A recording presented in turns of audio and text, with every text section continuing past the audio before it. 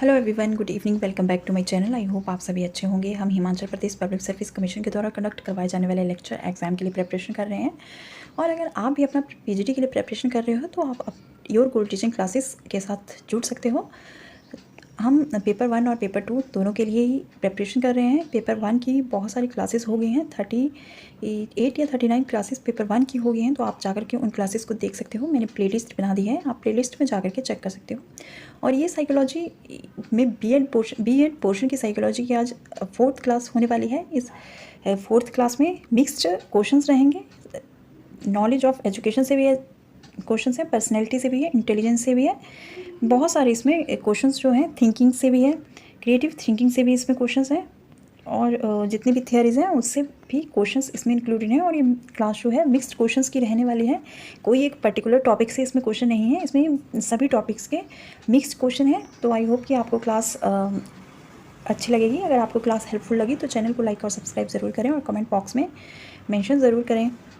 और अगर किसी क्वेश्चन का आंसर आपको गलत लगता है तो वो भी कमेंट बॉक्स में ज़रूर मेंशन करें। तो चलिए आज की क्लास स्टार्ट करते हैं। Question number 1 is the who stated that psychology is the positive science of conduct of living creature. किसने कहा कि मनोविज्ञान जीवित प्राणियों के आचरण का सकारात्मक विज्ञान है? ऑप्शन है सर विलियम एमसी डगल ने, सर फ्रांसिस गैल्टन ने, मैक्स वर्थहीमर ने, या फिर विलियम जेम्स ने। And the correct answer is the option number A, sir William M C Dougall ने स्टेट किया था कि psychology is the positive science of conduct of living creature. Option number A is the correct answer. और अगर आपको इन classes के PDF चाहिए तो आप टेलीग्राम चैनल में ज्वाइन कर सकते हो, वहाँ आपको इनके पीडीएफ मिल जाएंगे। And next question is the which of the following is not a type of psychological method of study of educational psychology. इसमें से एजुकेशनल साइकोलॉजी को स्टडी करने का कौन सा एक साइकोलॉजिकल मेथड नहीं है? Option are the method of minimal changes और methods of limit, the method of constant stimuli, the method of average or mean error, and the method of modifying the individual attitude. And the correct answer is the option number D, the method of modifying individual attitude. यह method जो है वह education psychology को study करने के लिए एक psychological method नहीं है, क्योंकि हम इंडिविजुअल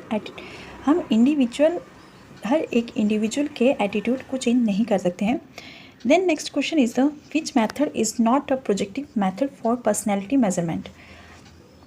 इनमें से कौन सा ऐसा मेथड नहीं है, प्रोजेक्टिव मेथड नहीं है पर्सनैलिटी मेजरमेंट का? Option are TAT thematic appreciation test, Rorschach's ink blot test, questionnaire, या फिर sentence completion test. And the correct answer is the option number C, questionnaire. Then next question is the who propagated two factor theory of personality. Personality की 2 factor theory किसने दी थी? बहुत बार question HP TAT में repeat हुआ है। Option are Allport ने, कैरल ने, स्पीयरमैन ने, या फिर आइनिक ने। And the correct answer is the option number C, Spearman ने 2 फैक्टर थ्योरी ऑफ इंटेलिजेंस दिया था। Then next question is the which of these is the first phase of creative thinking. इनमें से कौन सा फर्स्ट फेज जो है वह क्रिएटिव थिंकिंग का है? Option are incubation, illumination, preparation, and none of these. And the correct answer is the option number C, preparation phase जो है वह क्रिएटिव थिंकिंग का फर्स्ट फेज है। किसी भी प्रॉब्लम को सॉल्व करने के लिए हमें सबसे पहले प्रेपरेशन करनी पड़ती है, और उसके बारे में क्रिएटिव सोचने के लिए भी हमें उसकी पहले प्रेपरेशन करनी होती है। Then next question is the who classified introverts and extrovert personality. Introverts और एक्सट्रोवर्ट पर्सनैलिटी को किसने क्लासीफाई किया था? ऑप्शन आर जंग ने, ट्रॉटर ने, थॉर्नडाइक ने, या फिर नन ऑफ दीज ने। And the correct answer is the option number A, introvert और एक्सट्रोवर्ट पर्सनैलिटी को जंग ने क्लासीफाई किया था। इंट्रोवर्ट्स पर्सनैलिटी के ऐसे लोग होते हैं जो अपने आप में ही रहना पसंद करते हैं और उन्हें बाहर ज़्यादा से ज़्यादा लोगों से घुलना मिलना पसंद नहीं होता है, जबकि जो एक्सट्रोवर्ट पर्सनैलिटी के जो लोग होते हैं वह लोगों से घुलना मिलना ज़्यादा पसंद करते हैं। Then next question is the who use the word intelligence quotient first. सबसे पहले इंटेलिजेंस कोशिएंट को किसने यूज़ किया था? ऑप्शन आर टर्मन ने, हल ने, एल्पोर्ट ने, या फिर स्टर्न ने। And the correct answer is the option number A, Terman ने सबसे पहले जो वर्ड है इंटेलिजेंस कोशिएंट का यूज़ किया था। Then next question is the meaning of Gestalt means. Gestalt का मीनिंग क्या है? Option are as a whole, as a change, as a behaviour, या फिर as a machine. And the correct answer is the option number A, as a whole. Gestalt का meaning है। Then next question is the conditioned stimulus in Pavlov's conditioning is, Pavlov की conditioning जो theory है Pavlov की, उसमें condition stimulus क्या था? Option था बेल, फूड, स्लाइवा या फिर none of these, and the correct answer is the option number A, bell. Then next question is the ego is guided by pleasure principle, reality principle, realistic idealistic principle या फिर general principle, and the correct answer is the option number B, reality principle. Ego is guided by reality principle. Then next question is the which of the following is the verbal test of intelligence, intelligence का verbal test इनमें से कौन सा है? Option है Bravins progressive matrices, Kohs block design test, Wechsler adult performance test या फिर Stanford Binet test, and the correct answer is the option number D, Stanford Binet test जो है वह verbal test is the verbal test of intelligence. Then question number 12 is the which one of the following is not a type of intelligence as proposed by gardener, इनमें से gardener की theory के according कौन सा intelligence का type नहीं है? Option are musical, linguistic, logical, mathematical या फिर creative, and the correct answer is the option number D, creative जो है वह गार्डनर की थ्योरी के अकॉर्डिंग इंटेलिजेंस का टाइप नहीं है।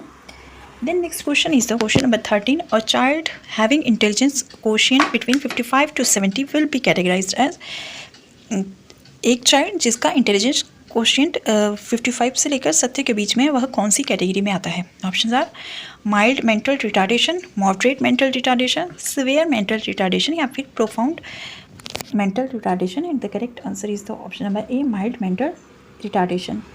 Then next question is the education is an tripolar process, here tripolar includes, education एक ट्राइपोलर प्रोसेस है, एंड इस ट्राइपोलर प्रोसेस में क्या क्या इंक्लूड है? Option are teaching, training and instructions, content, teacher and student, life long, continuous and dynamic, none of these, and the correct answer is the option number B, content, teacher and student.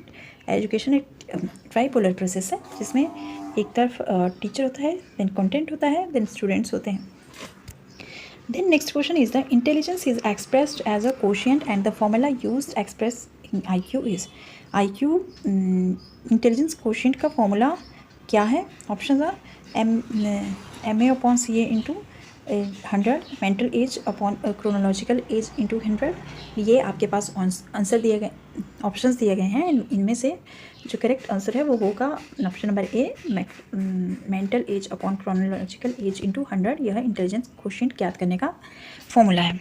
Then next question is the which of the following will foster creativity among students among learners, इनमें से कौन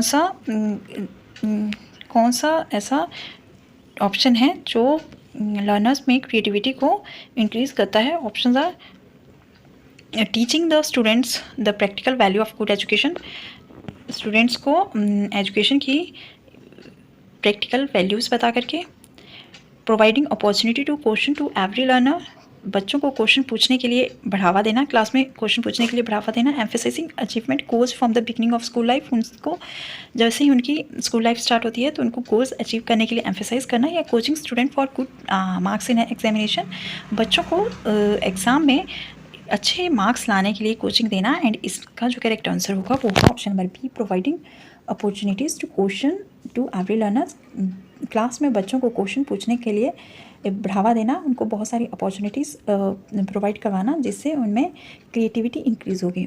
then next question is the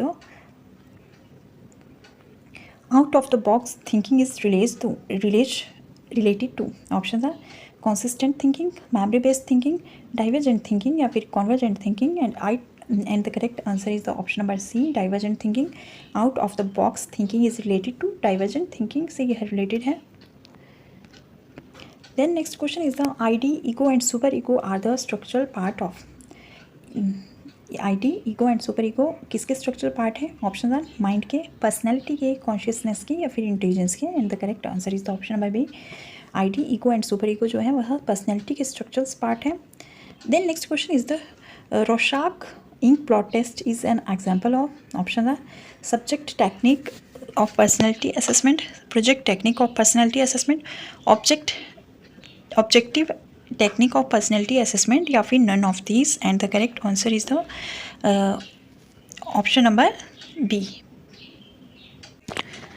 projective technique और personality assessment जो है वह रोशाक ink broad test का एक example है। Then next last question is the Bhatia battery is use for which test Bhatia battery किस टेस्ट के लिए यूज़ की जाती है? ऑप्शन आर इंटेलिजेंस के लिए, पर्सनैलिटी के लिए, क्रिएटिविटी के लिए या फिर एटीट्यूड के लिए। And the correct answer is the option number A, intelligence के लिए भाटिया बैटरी का यूज़ किया जाता है। ये कुछ 20 क्वेश्चंस थे जो आपके HP PGT के एग्ज़ाम में बहुत ही हेल्पफुल रहने वाले हैं। हालांकि ये क्वेश्चंस बहुत ही इजी है, लेकिन समटाइम क्या होता है इजी क्वेश्चन भी एग्जाम में पूछ लिए जाते हैं, तो आपको इनकी भी थोड़ी प्रैक्टिस होनी चाहिए। और आपने ऑलमोस्ट ये HP टेट में ये क्वेश्चंस मैक्सिमम जो है वो पूछे गए हैं और HP TGT में भी ये क्वेश्चन पूछे गए हैं। तो आई होप आपको क्लास अच्छी लगी हो और चैनल को लाइक और सब्सक्राइब ज़रूर करें। और अगर किसी क्वेश्चन का आंसर आपको गलत लगता है तो कमेंट बॉक्स में ज़रूर मेंशन करें। Bye bye, take care.